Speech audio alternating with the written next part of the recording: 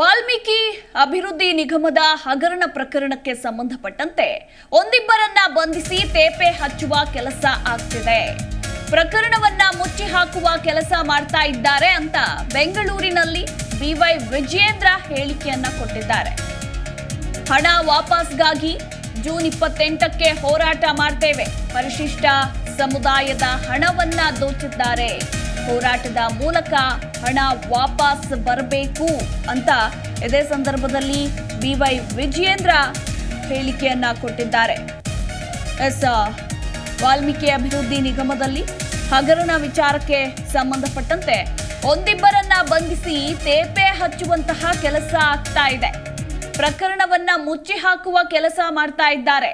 ಹಣ ವಾಪಸ್ಗಾಗಿ ಇದೇ ಜೂನ್ 28ಕ್ಕೆ ನಾವು ಹೋರಾಟವನ್ನ ಮಾಡ್ತೇವೆ. ಪರಿಶಿಷ್ಟ ಸಮುದಾಯದ ಹಣವನ್ನ ದೋಚಿದ್ದಾರೆ. ಹೋರಾಟದ ಮೂಲಕ ಹಣ ವಾಪಸ್ ಬರಬೇಕು ಅಂತ ಬೆಂಗಳೂರಿನಲ್ಲಿ ಬಿವೈ ವಿಜಯೇಂದ್ರ ಹೇಳಿಕೆಯನ್ನ ಕೊಟ್ಟಿದ್ದಾರೆ.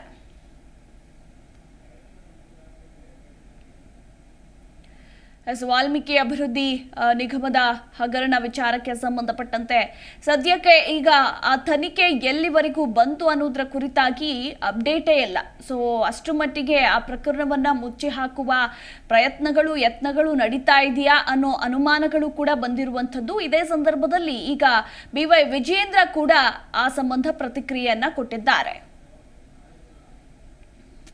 ನಿಗಮದಲ್ಲಿ ಆಗಿರ್ತಕ್ಕಂಥ ಈ ಭ್ರಷ್ಟಾಚಾರ, ಈ ಹಗರಣ ಇದೊಂದು ತಾರ್ಕಿಕ ಅಂತ್ಯಕ್ಕೆ ತೆಗೆದುಕೊಂಡು ಹೋಗಬೇಕು. ರಾಜ್ಯ ಸರ್ಕಾರ ಕೆಲವು ಅಧಿಕಾರಿಗಳನ್ನ ಅರೆಸ್ಟ್ ಮಾಡಿ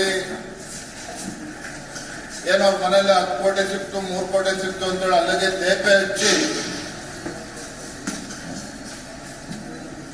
ಪ್ರಕರಣ ಸಂಪೂರ್ಣ ಮುಚ್ಚಾಕ್ತಕ್ಕಂಥ ಪ್ರಯತ್ನ ಮಾಡ್ತಾರೆ. ಆದ್ರೆ ಗಂಭೀರವಾಗಿರ್ತಕ್ಕಂಥ ವಿಚಾರ ಏನಪ್ಪಾ ಅಂತ ಹೇಳಿದ್ರೆ, ಇಲ್ಲಿ ಸಚಿವರು ರಾಜೀನಾಮೆ ಕೊಟ್ಟಿದ್ದಾರೆ. ಏನೋ 25 ಕೋಟಿ ವಾಪಸ್ ಅಕೌಂಟಿಗೆ ಹಣ ಬಂದಿದೆ ಪ್ರಶ್ನೆ ಅಲ್ಲ. ಪರಿಶಿಷ್ಟ ಪಂಗಡಕ್ಕೆ, ಸಮುದಾಯಕ್ಕೆ ಮೀಸಲಿಟ್ಟಿರ್ತಕ್ಕಂಥ ಹಣ ಇವತ್ತು ದೋಚಿರ್ತಕ್ಕಂಥದ್ದು. ಹಾಗಾಗಿ ಭಾರತೀಯ ಜನತಾ ಪಾರ್ಟಿ ಪ್ರಕರಣವನ್ನ ಮುಂದಿನ ಹಂತಕ್ಕೆ ತೆಗೆದುಕೊಂಡು ಹೋಗಬೇಕು. ಈ ಸಮುದಾಯಕ್ಕೆ ಆಗಿರ್ತಕ್ಕಂಥ ಅನ್ಯಾಯ, ಭ್ರಷ್ಟ ಕಾಂಗ್ರೆಸ್ ಸರ್ಕಾರದಿಂದ ಆಗಿರ್ತಕ್ಕಂಥ ಅನ್ಯಾಯ ಇವತ್ತು ಹೋರಾಟದ ಮುಖೇನ ಒಂದು ಕಡೆ ಹಣವೂ ಕೂಡ ಸಂಪೂರ್ಣವಾಗಿ ಬರಬೇಕು. ಆ ಸಮುದಾಯಕ್ಕೆ ಆಗಿರ್ತಕ್ಕಂಥ ಅನ್ಯಾಯ ಸರಿಪಡಿಸಬೇಕು. ಮತ್ತೆ ಇಲ್ಲಿ ಬಹಳ ದೊಡ್ಡ ಯಕ್ಷ ಪ್ರಶ್ನೆ ತೆಗೆದಿರ್ತಕ್ಕಂಥದ್ದು, ಹಣಕಾಸು ಇಲಾಖೆಗೆ ಗೊತ್ತಾಗ್ದೇನೆ, ಹಣಕಾಸು ಇಲಾಖೆಗೆ ಮಾಹಿತಿ ಇಲ್ಲದೆ ಇಷ್ಟು ದೊಡ್ಡ ಹಗರಣ ಆಗೋದಕ್ಕೆ ಸಾಧ್ಯನೇ ಇಲ್ಲ. ಹಾಗಾಗಿ ಒಂದು ದೊಡ್ಡ ಪ್ರಕರಣ ಇಲ್ಲೇ ಮುಚ್ಚಾಕ್ತಕ್ಕಂಥ ಪ್ರಯತ್ನವೂ ಕೂಡ ರಾಜ್ಯ ಸರ್ಕಾರದ ಮಾಡ್ತಾ ಇದೆ. ವಾಲ್ಮೀಕಿ ಅಭಿವೃದ್ಧಿ ನಿಗಮದಲ್ಲಿ ಆಗಿರ್ತಕ್ಕಂಥ ಈ ಭ್ರಷ್ಟಾಚಾರ, ಈ ಹಗರಣ